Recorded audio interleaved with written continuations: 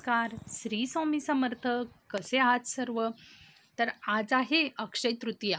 त्यानिमित्त आज उंबऱ्याला हळदीचे लेपन करायचे आहे. तर त्यासाठी मी हळद पावडर घेतली आहे, त्यामध्ये थोडी चंदन पावडर टाकली आहे आणि एक अत्तर टाकले आहे, जे अतिशय सुगंधित असे छान असे चंदनाचे अत्तर आहे. तर तुम्हाला या व्हिडिओमध्ये मी ज्या ज्या वस्तू दाखवेल त्या सर्व मी एकाच दुकानामधून खरेदी केल्या आहेत. अतिशय सुंदर आणि एक नंबर अशा वस्तू आहेत. तर आज हळदीमध्ये सर्व एकत्र करून मी उंबऱ्याला लेपन करून घेतले. तर अशा प्रकारे पेस्ट करून सर्व उंबऱ्याला चमच्याने मी हळद पसरवून घेतले आहे आणि नंतर हाताने सर्वकडे उंबऱ्याला हळद लावून घेत आहे. काही विशेष सण असला की उंबऱ्याला अशा प्रकारे हळदीचे लेपन जरूर करून घ्यावे, ज्यामध्ये गोमूत्र, हळद पावडर, चंदन पावडर टाकायचे आहे. तर चंदनाचं अत्तर टाकल्यामुळे खूपच सुगंधित वास येत होता, अतिशय प्रसन्न असे वाटत होते. त्यामुळे तुम्ही देखील असं करू शकता. तर रांगोळी काढून घेतली आहे आणि रांगोळीची देखील आपण पूजा करून घ्यायची आहे. कधीही रांगोळी काढली तर ती अशीच सोडायची नाहीये, तिला हळद कुंकू जरूर अर्पण करायचं आहे. तर इथे मी दिवा लावून घेतला आहे, धूप ओवाळून घेतला आहे आणि अशा पद्धतीने उंबऱ्याचे पूजन करून घेतले आहे. तर काही विशेष प्रसंगी पौर्णिमेच्या दिवशी, अमावस्येच्या दिवशी तुम्ही अशा प्रकारे उंबऱ्याचे पूजन करून घ्यायचे आहे. त्यामुळे आपल्या घरातील नकारात्मक ऊर्जा दूर होते. तर त्या उंबऱ्याचे लेपन वगैरे झाल्यानंतर मी देवपूजा करून घेतली. तर मी जे आता देवाला चंदनाचा टिळा लावत आहे ते देखील ओलं चंदन आहे. ओल्या चंदनाची पेस्ट आहे. अतिशय सुंदर सुवासिक अशी ओल्या चंदनाची ही पेस्ट आहे. ही देखील खूप छान आहे. तर आज अक्षय तृतीयेमुळे मी सर्व देवांना चंदन लावून घेत आहे. रोजच्या पूजेत देखील आपण हे लावू शकतो. तर खूप छान असे हे चंदनची पेस्ट आहे. आता आज अक्षय तृतीया आहे, तर या दिवशी किंवा इतर शुक्रवारी पौर्णिमेला तुम्ही हे असं चांदीचा जर तुमच्याकडे तांब्या असेल तर त्यामध्ये गंगाजल टाकून घ्यायचे आहे.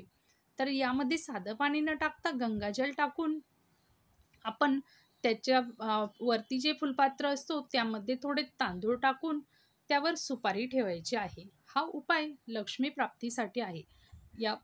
यामुळे आपल्यावर लक्ष्मी प्रसन्न राहते.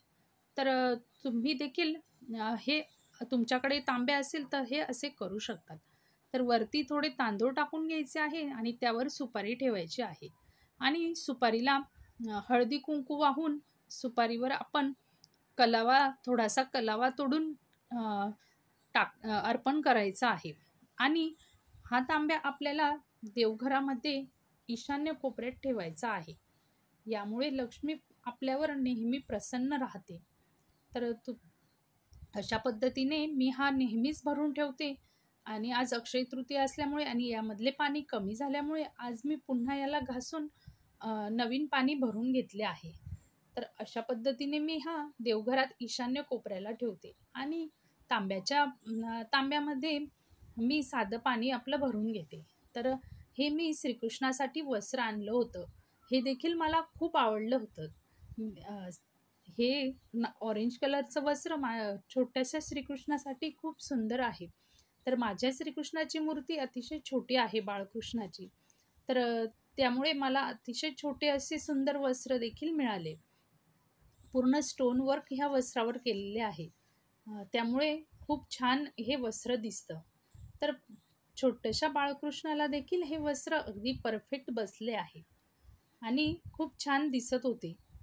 तर यामध्ये देखील वेगवेगळ्या प्रकारचे वस्त्र उपलब्ध आहेत. खूप सुंदर सुंदर वस्त्र आहेत. तर अशा पद्धतीने मी बाळकृष्णाला आज अक्षय तृतीया आहे तर नवीन वस्त्र परिधान केले आहे. हे बघा किती सुंदर दिसत आहे. अक्षय तृतीया आहे त्यामुळे आज गॅस शेगडीची देखील मी पूजा केली. त्यावर कुंकवाने स्वस्तिक काढून घेतलं आणि गॅस शेगडीची पूजा केली आणि धूप दीप ओवाळून फुलं अर्पण केले. तर अशा पद्धतीने आज माता अन्नपूर्णेची जयंती असल्यामुळे आपण शेगडीची पूजा करायची आहे. तर यामुळे माता अन्नपूर्णा आपल्यावर प्रसन्न राहते. तर ही पूजा तुम्ही शुक्रवारी किंवा पौर्णिमेला किंवा मंगळवारी देखील करू शकतात. तर या दिवशी देखील आपल्याला गॅस शेगडीची पूजा नक्कीच करायची आहे, ज्यामुळे माता अन्नपूर्णेचा कृपा आशीर्वाद आपल्यावर राहील. तर आज अक्षय तृतीया, तर आज आघाडीचा सण असल्यामुळे आघाडी देखील आम्ही टाकून घेतली. तर आघाडी आघाडी दुपारी 12-12:30 नंतर आम्ही टाकून घेतली. सर्व जेवण बनवलं. पुरणपोळी, आंब्याचा रस, सांजोरी, कुरडई, पापड वगैरे सर्व बनवून त्याची आघाडी टाकून घेतली. तर आज मी ज्या ज्या नवीन वस्तू घेतल्या होत्या त्या सर्वांची देवघरामध्ये ठेवून पूजा करून घेतली. म्हणजे देवघरात वापरायला त्या वस्तू वापरात आणल्या. तर मी ह्या समया देखील घेतल्या. समई म्हणजे सम म्हणजे सारखी आणि ई म्हणजे आई, आईसारखी. तर जशी आई आपल्या मुलांची काळजी घेते, तशी समई देखील अ, देवासमोर तेवत राहून म्हणजे देवासमोर तेवत राहून आपली काळजी घेत असते. आपल्या आरोग्याची, आपल्या रक्षणाची प्रार्थना देवाजवळ करत असते. आणि त्यामुळे समई ही लग्नाच्या वेळी आई मुलीला देखील देते.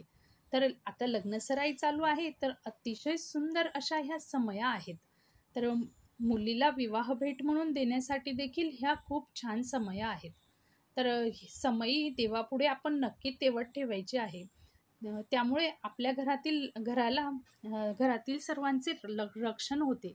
आणि मुलीला गिफ्ट देण्यासाठी म्हणजे लग्नामध्ये आपण मुलीला समया देतो, त्यासाठी देखील ह्या अतिशय चांगल्या क्वालिटीच्या आणि अतिशय कमी किमतीत ह्या समया उपलब्ध आहेत. तर यामध्ये वेगवेगळ्या साईज देखील आहे. तर ही सर्वात मोठी 18 इंच समई आहे. तर अतिशय सुंदर क्वालिटी आहे आणि मला तर खूप आवडल्या आहेत. त्यामुळे तुम्हाला देखील लग्नसराईमध्ये कुणाला गिफ्ट द्यायचे असतील किंवा तुमच्या मुलीला द्यायच्या असतील, तर तुम्ही ह्या नक्कीच ऑर्डर करू शकतात. अतिशय सुंदर आणि एक नंबर क्वालिटीच्या ह्या समया आहेत. तर आज मी समयांची देखील पूजा करून घेतली आणि हे लक्ष्मीचे पावलं देखील मी घेतले होते. तर त्याची देखील आज अक्षय तृतीयेच्या दिवशी पूजा केली आहे. तर या लक्ष्मीच्या पावलांमध्ये देखील वेगवेगळ्या साईज उपलब्ध आहे. तर ही सर्वात छोटी साईज आहे, याहून थोडी मोठी आणि त्याहून सर्वात मोठी अशा 3 साईज उपलब्ध आहे. तर अतिशय रिझनेबल कमी प्राईजमध्ये ह्या सर्व वस्तू उपलब्ध आहे. श्री स्वामी समर्थ.